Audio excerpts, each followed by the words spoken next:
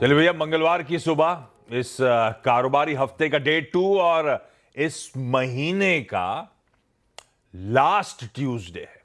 तो आज एनएसई के सभी मंथली कॉन्ट्रैक्ट्स, वो आपके निफ्टी 50 से लेकर Nifty bank, Nifty financials, mid cap select, सारे स्टॉक्स, आज सबकी मंथली एक्सपायरी वाला बड़ा दिन आपके सामने खड़ा है। साथ ही आज इस महीने का ही नहीं, आखिरी दिन है इस क्वार्टर का, इस कैलेंडर ईयर की पहली छमाही का आखिरी दिन है।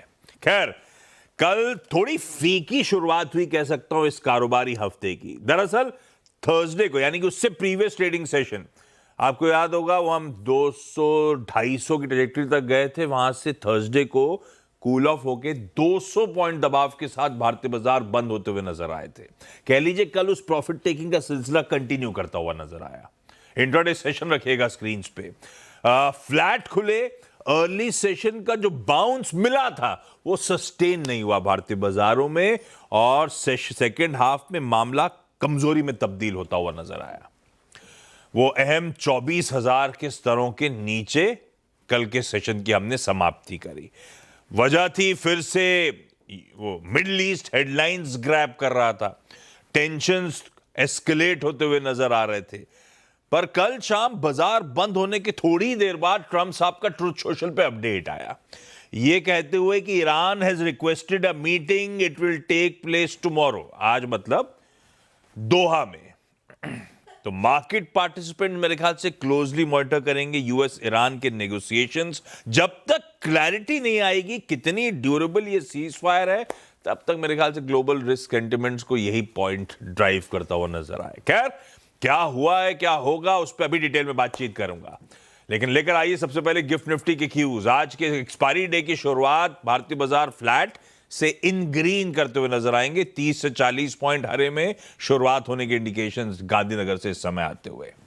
हमारे एशियन पीयर्स भी स्क्रीन पर रखिएगा प्लीज। हम थोड़ा सा बेहतर कर रहे हैं अपने एशियन पीयर्स से ऑफ लेट, वो ठीक है। आज सब बाउंस बैक कर रहा है, वजह भी दिखाता हूं। निकेई हुआ, ताइवान हुआ, और इसमें कॉस्पी मिसिंग है, उसको भी ऐड करना चाहिए। आजकल इन मार्केट्स पे ज्यादा सबकी नजरें हैं, पर ये सब बाउंस बैक कर रहे हैं, और शायद बाउंस बैक का रीजन है कि यूएस का हैंडओवर इनके लिए अच्छा था, इनके लिए नैस्डैक बढ़िया था, तो तीनों वो मार्केट बढ़िया कर रहे हैं। कॉस्पी भी आ गया स्क्रीन पे। कल नैस्डैक में हम जब हम क्लोज हुए थे तो 1/3 से 1% तीनों फ्यूचर्स ऊपर थे। 1/3 से 1%। एक्चुअल सेशन में कह लीजिए 2/3 से 2% का उछाल था। तो जो डाइजेस्ट कर रहा था उससे कहीं अच्छा सेशन प्ले आउट हुआ, और आज सुबह के फ्यूचर्स थोड़े से पस्त ट्रेड करते हुए नजर आ रहे हैं। तो तब और अब की पहली प्लेट दिखाएगी, फिर भी फ्यूचर्स के पस्त ट्रेड होने के बावजूद हैंडओवर बढ़िया है। जहां कल छोड़ा था उससे ऊपर ही आपको तीनों बेंचमार्क्स इस समय सुबह सुबह नजर आ रहे होंगे। दूसरा, कच्चा तेल भाई साहब वो 73-72 में ब्रैकेट में फंसा हुआ है। कोई भी डेवलपमेंट हो वहीं का वहीं फंसा हुआ नजर आ रहा है, तो ठीक है, अपने लिए तो बढ़िया है। जहां छोड़ा था उन्हीं जोन्स पे आसपास खड़ा हुआ है।